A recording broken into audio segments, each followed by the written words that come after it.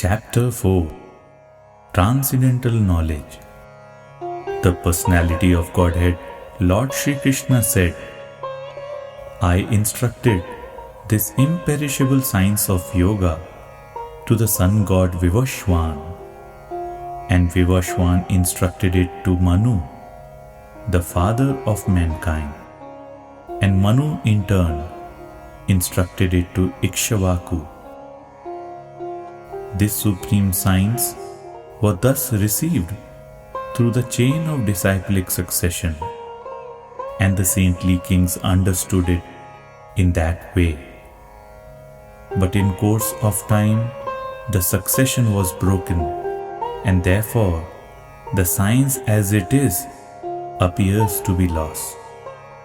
That very ancient science of the relationship with the Supreme is today told by me to you, because you are my devotee as well as my friend, and can therefore understand the transcendental mystery of this science.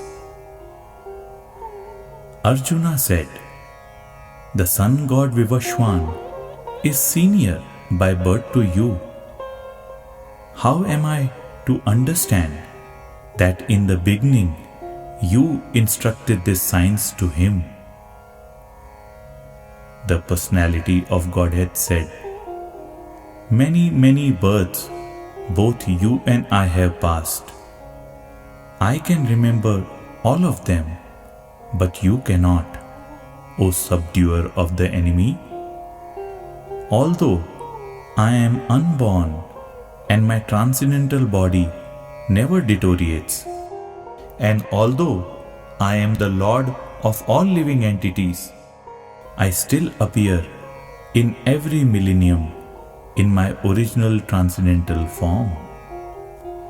Whenever and wherever there is a decline in religious practice, O descendant of Bharata, and a predominant rise of irreligion, at that time I descend myself to deliver the pious and to annihilate the miscreants, as well as to re-establish the principles of religion. I myself appear millennium after millennium. One who knows the transcendental nature of my appearance and activities does not, upon leaving the body, take his birth again in this material world, but attains my eternal abode, O Arjuna. Being freed from attachment, fear and anger, being fully absorbed in me and taking refuge in me, many persons in the past became purified by knowledge of me, and thus they have attained transcendental love for me. As all surrender unto me, I reward them accordingly. Everyone follows my path in all respects, O son of Pritha. Men in this world desire success in fruitive activities, and therefore they worship the demigods. Quickly, of course, men get results from fruitive work in this world. According to the three modes of material nature and the work associated with them, the four divisions of human society are created by me.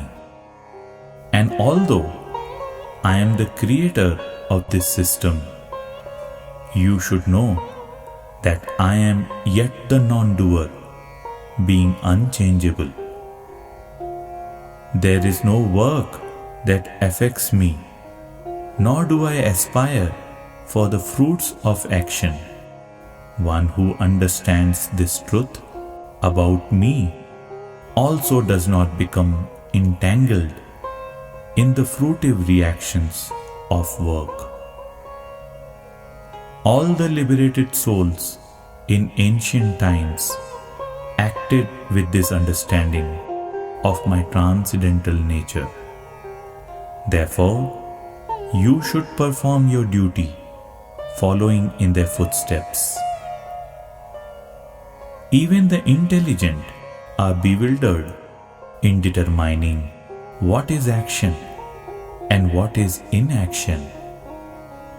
Now, I shall explain to you what action is, knowing which you shall be liberated from all misfortune.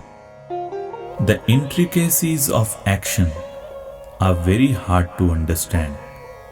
Therefore, one should know properly what action is, what forbidden action is, and what inaction is. One who sees inaction in action and action in inaction is intelligent among men, and he is in the transcendental position, although engaged in all sorts of activities. One is understood to be in full knowledge, whose every endeavor is devoid of desire for sense gratification. He is said by sages to be worker for whom the reactions of work have been burned up by the fire of perfect knowledge. Abandoning all attachment to the results of his activities, ever satisfied and independent, he performs no fruitive action, although engaged in all kinds of undertakings. Such a man of understanding acts with mind and intelligence perfectly controlled, gives up all sense of proprietorship over his possessions, and acts only for the bare necessities of life. Thus working, he is not affected by sinful reactions. He who is satisfied with gain which comes of its own accord, who is free from duality and does not envy, who is steady in both success and failure, is never entangled, although performing actions. The work of a man who is unattached to the modes of material nature and who is fully situated in transcendental knowledge merges entirely into transcendence.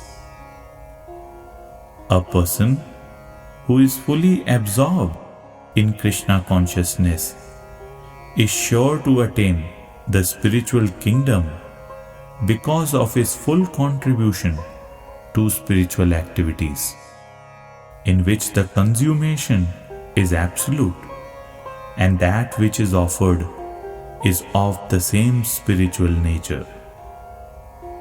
Some yogis perfectly worship the demigods by offering different sacrifices to them, and some of them offer sacrifices in the fire of the Supreme Brahman.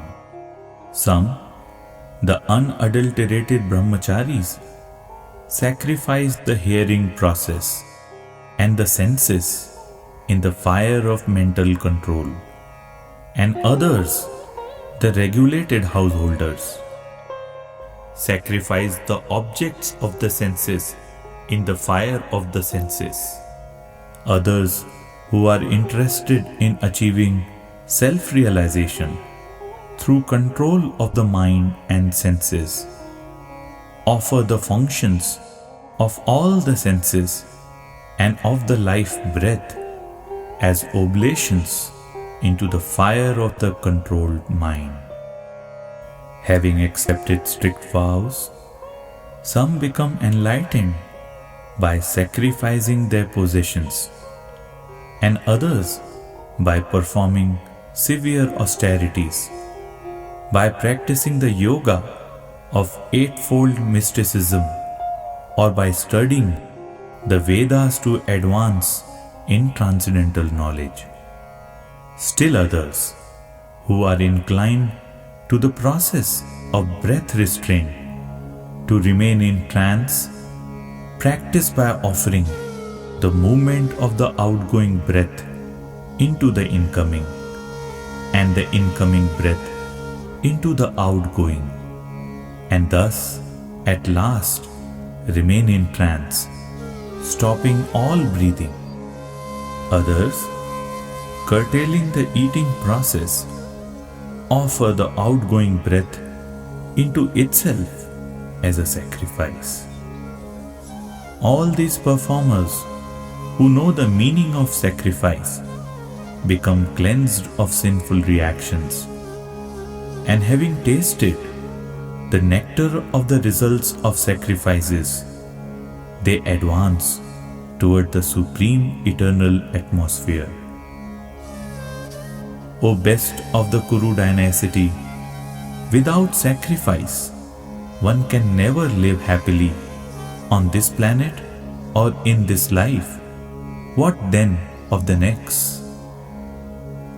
All these different types of sacrifice are approved by the Vedas, and all of them are born of different types of work.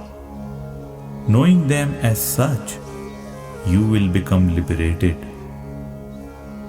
O chastiser of the enemy, the sacrifice performed in knowledge is better than the mere sacrifice of material possessions. After all, O son of Pritha, all sacrifices of work culminate in transcendental knowledge. Just try to learn the truth by approaching a spiritual master. Inquire from him submissively and render service unto him. The self-realized souls can impart knowledge unto you because they have seen the truth. Having obtained real knowledge from a self-realized soul, you will never fall again into such illusion. For by this knowledge, you will see that all living beings are but part of the Supreme, or, in other words, that they are mine. Even if you considered to be the most sinful of all sinners, when you are situated in the boat of transcendental knowledge, you will be able to cross over the ocean of miseries. As a blazing fire turns firewood to ashes, O Arjuna, so does the fire of knowledge burn to ashes all reactions to material activities. In this world, there's nothing so sublime and pure as transcendental knowledge. Such knowledge is a mature fruit of all mysticism, and one who has become accomplished in the practice of devotional service enjoys this knowledge within himself in due course of time. A faithful man who is dedicated to transcendental knowledge and who subdues his senses is eligible to achieve such knowledge, and having achieved it, he quickly attains the supreme spiritual peace. But ignorant and faithless persons who doubt the revealed scriptures do not attain God consciousness. They fall down. For the doubting soul, there is happiness neither in this world nor in the next.